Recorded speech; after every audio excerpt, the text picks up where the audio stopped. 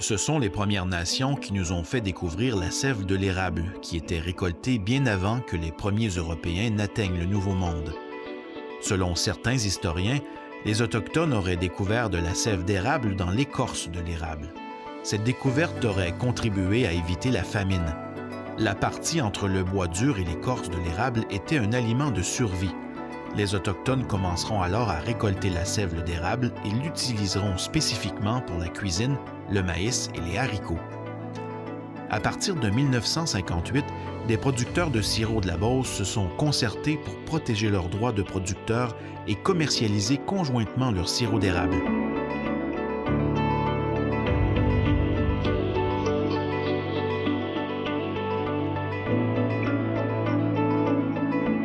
Ces efforts ont influencé la formation en 1966 de la Fédération des producteurs de sucre et de sirop d'érable du Québec.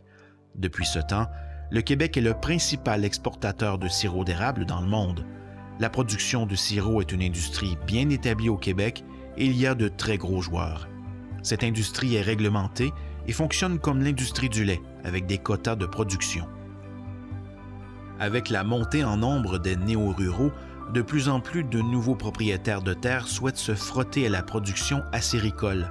Par contre, l'objectif de production est plus artisanal qu'industriel. Comment démarrer une production acéricole? Est-ce que tout le monde peut le faire? Quelles sont les règles au Québec? Bref, comment tirer parti d'une érablière?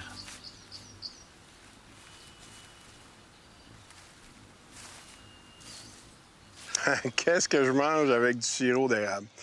Il y a plein de choses qu'on peut faire avec ça. Dans toutes les recettes, tu peux mettre un peu de sirop d'érable, mais pour accompagnement, des crêpes, des toasts dorés, tu peux mettre... il y a tellement de choses qu'on peut faire avec du sirop d'érable. Là, tu peux...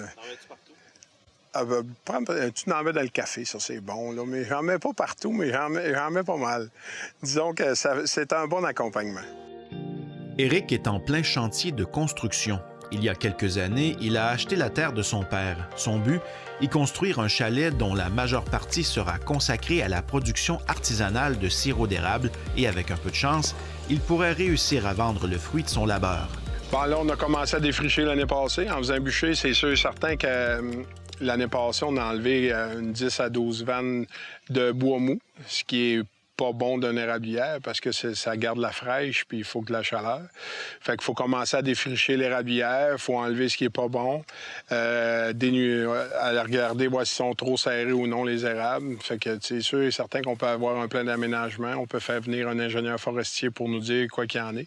Le mien va venir à fin août parce qu'il faut qu'il y ait compte pour avoir du quota. Fait que là, ça, c'est la première étape, si tu es capable d'avoir du quota ou non.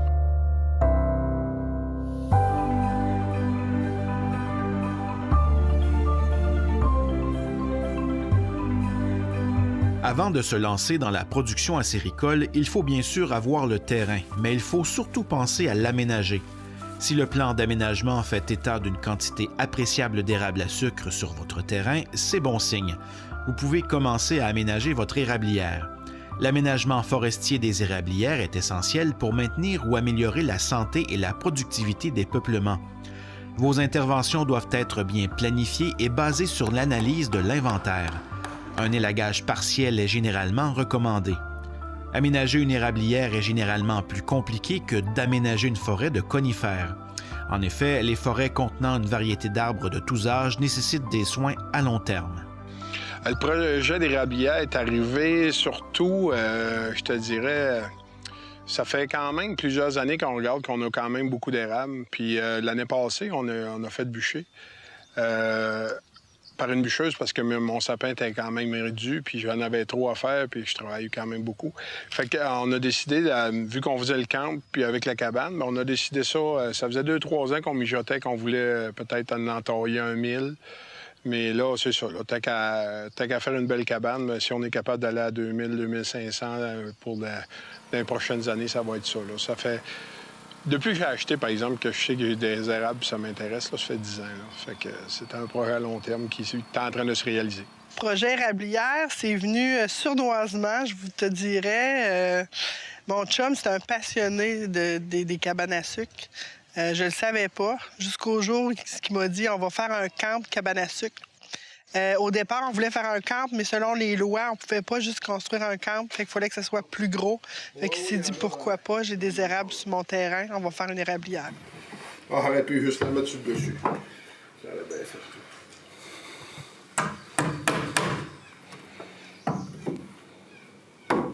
Si les érablières sont situées en milieu agricole et que leur superficie dépasse 4 hectares sur la carte écoforestière du ministère des Forêts, les modalités d'intervention établies par la Commission de protection du territoire agricole du Québec doivent être suivies.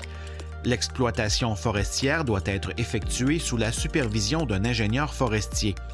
De plus, la fertilisation des érablières n'est pas recommandée sans l'avis d'un expert. Avant d'intervenir, il est important d'avoir un diagnostic complet de la santé de l'érablière et de prélever des échantillons de sol pour détecter les besoins en engrais. Le but de cette méthode est d'augmenter la productivité à long terme des érables en améliorant la santé de ceux-ci. Pour l'aide, il y en a beaucoup. Et, tu t'en vas au Crédit agricole, tu t'en vas un groupement forestier, tout ça. Ils ont des ingénieurs forestiers qui sont là pour t'aider. Ils te font des plans d'aménagement. Si tu n'es pas capable d'installer ta tubeleuse, il y en a des équipes qui font ça. Il faut que tu payes, c'est certain. Mais d'une manière, tu es mieux de payer parce que si tu es mal installé, tu as moins de rendement. Fait que tu leur gagnes ton rendement dans le temps de le dire. Fait que là-dessus, je te dirais qu'en Beauce, si tu prétends que Saint-Gédéon, Saint-Nuger, Saint-Robert, on a 2 millions d'entailles de production présentement, et plus, je dirais même.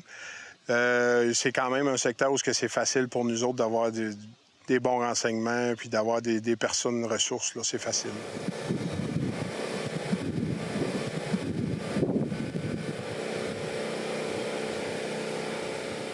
Ça peut arriver que la première année, il y en ait moins aussi. Là. Je vais commencer peut-être avec 1 000 entailles, puis l'année d'après, on va peut-être grossir, tout dépendant si on a des moyens financiers ou non.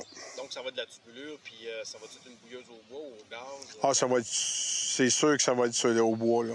Parce que moi, par rapport à tout ce que j'ai de bois ici, en ayant fait bûcher, tout ça, j'ai beaucoup de bois à passer, là. Puis je veux pas vraiment en vendre. Fait qu'il va y avoir beaucoup de bois à faire brûler. Puis, tu sais, moi ici, j'étais à quasiment 2000 pieds du chemin. Fait que l'électricité se rend pas. Fait que ça va être en génératrice, puis Fait que pour la première année, fait qu'on va voir c'est quoi qu'il va y avoir. Ils vont mettre panneaux solaires. Mes panneaux solaires sont pas capables de faire virer les pompes et tout ça. Ça fait que ça va être génératrice, puis on va voir comment que ça va aller. Sinon, ben c'est environ 20 000 monter l'électricité ici. Là. C'est quand même des coûts, mais ce qui peut arriver dans les prochaines années. Là.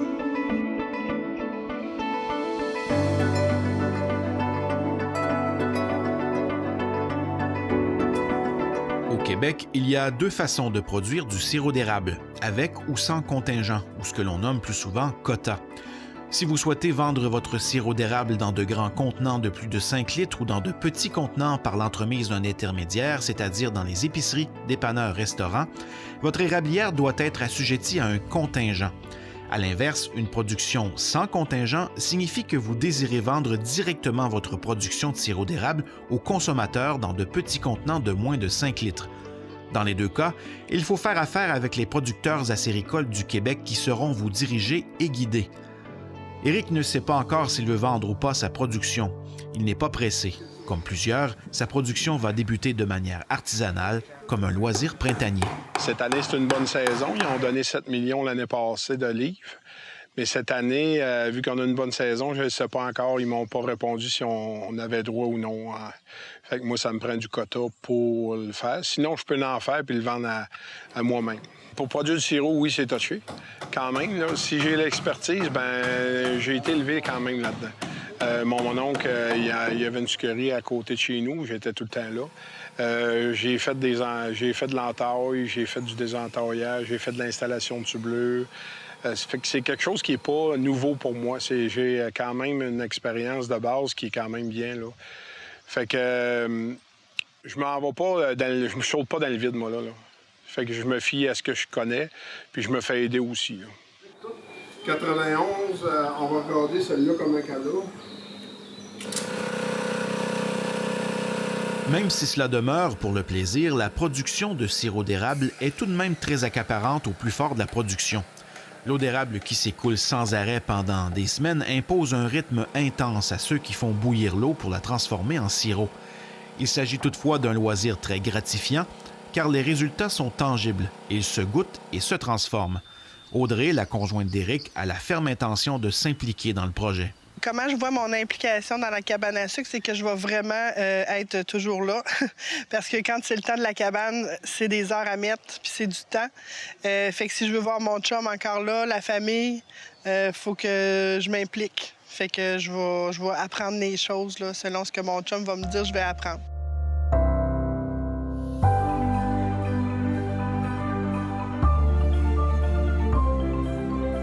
Au printemps, l'érablière, je suis vraiment contente parce que moi, je vais faire des dérivés avec le sirop, je vais faire des suçons, des bonbons.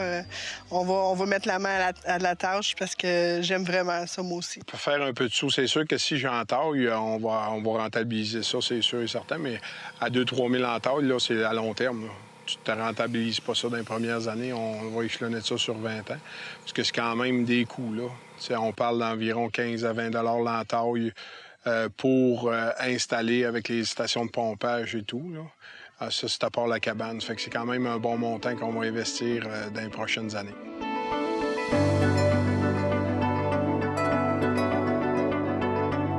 Prendre son temps et penser à long terme, c'est souvent la clé pour démarrer un projet comme celui qu'est en train de faire Éric. Environ 10 000 propriétaires forestiers produisent du sirop d'érable au Québec.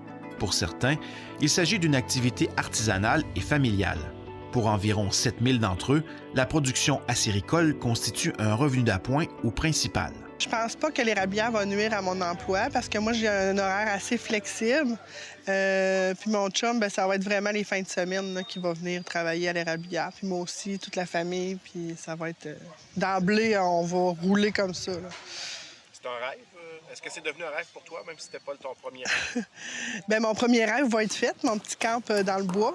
Fait que pourquoi pas ajouter l'érablière, ça va être un autre... Oui, c'est un rêve pour moi aussi. Là. C'est très, très familial, hein, la sucrerie. Fait que moi, c'est ce que je voulais au départ, là, la famille.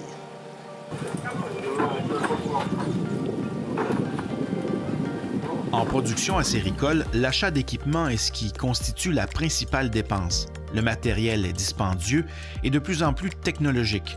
Il faut donc user de stratégies et bien planifier sa production. C'est essentiel.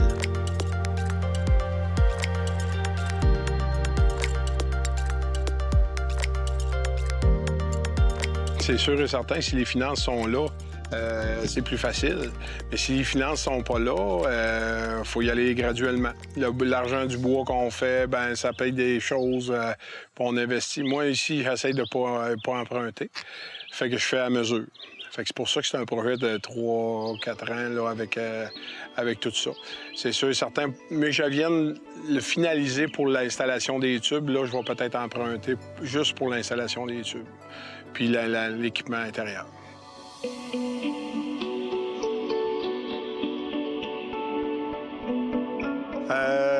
Dans combien de temps je vais couler mon premier gallon de sirop? Bien, si on dit que cette année, je vais finir la cabane, je dirais, à 80 %, je suis pas mal sûr. Si je fais l'installation l'année prochaine, dans 2 printemps, je devrais être capable de couler mon premier gallon. C'est mon but.